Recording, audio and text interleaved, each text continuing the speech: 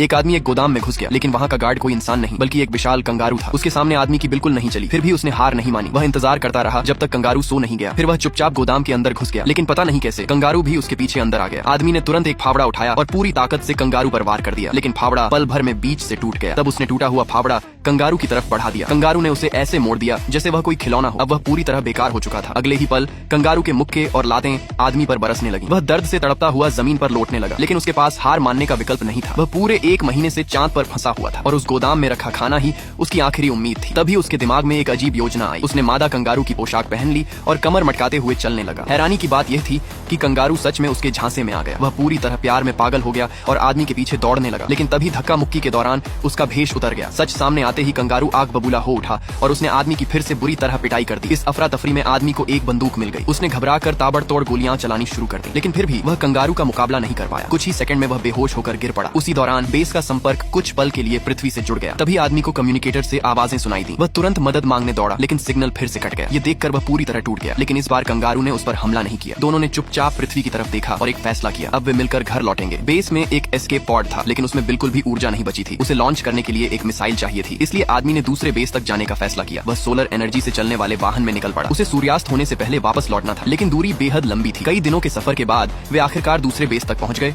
और उन्हें एक मिसाइल मिल भी गई। आदमी ने कंगारू को सख्त चेतावनी दी, किसी भी चीज को हाथ मत लगाना, लेकिन तब तक बहुत देर हो चुकी थी। कंगारू पहले ही एक बटन दबा चुका था। पूरे बेस में अलार्म गूंजने लगे। आदमी तुरंत छिप गया, लेकिन कुछ देर बाद उसे पता चला कि वह सिर्फ सिस्टम चेक था और मुसीबत से बचने के लिए उसने कंगारू को स्टोरेज कंपार्टमेंट में बंद कर दिया। फिर उसने मिसाइल को वाहन से बांधा और वापसी का सफर शुरू कर दिया, लेकिन आधे रास्ते में स्टोरेज कंपार्टमेंट अलग होकर पीछे छूट गया। आदमी को इसका पता ही नहीं चला। कंगारू वहीं अकेला रह गया। काफी देर तक गाड़ी चलाने के बाद आदमी को एहसास हुआ कि क्या हो चुका है, लेकिन तब तक सूरज डूबने वाला था। अगर वह वापस जाता तो शायद समय पर लौट नहीं पाता। वह गहरी दुविधा में पड़ गया। उधर कंगारू को लगा कि उसे छोड़ दिया गया है। कुछ देर संघर्ष करने के बाद आदमी ने आखिरकार फैसला कर लिया। वह वापस मुड़ गया। वह तेजी से चांद की सतह पर दौड़ा और आखिरकार कंपार्टमेंट तक पहुंच गया। कंगारू उसे देखते ही उसकी तरफ भागा और कसकर गले लगा लिया। फिर दोनों दोबारा वाहन में बैठे और सफर जारी रखा। लगातार 53 घंटे तक गाड़ी चलाने के बाद भी वे बेस तक नहीं पहुंच पाए। तब तक सूरज पूरी तरह डूब चुका था। सोलर वाहन ने काम करना बंद कर दिया। अब उन्हें बैटरी का सहारा लेना पड़ा, लेकिन वह भी ज्यादा देर तक नहीं चल सकती थी। सबसे बड़ी मुसीबत ये थी कि रात में चांद का तापमान बेहद खतरनाक हो जाता है। आदमी ठंड से कांपने लगा। वाहन के अंदर का तापमान -40 डिग्री तक गिर चुका था और जब वे बेस के बेहद करीब पहुंचे तभी बैटरी भी खत्म हो गई। वाहन पूरी तरह बंद हो गया। आदमी ने उम्मीद छोड़ दी। उसे लगा अब उसकी मौत तय है, लेकिन कंगारू हार मानने को तैयार नहीं था। उसने आदमी को उठाया और चांद की सतह पर दौड़ना शुरू कर दिया। वे गहरी खाइयों को पार करते रहे, बार बार फिसलते रहे, लेकिन फिर भी रुके नहीं और आखिरकार कंगारू किसी तरह आदमी और मिसाइल को लेकर वापस बेस तक पहुंच गया।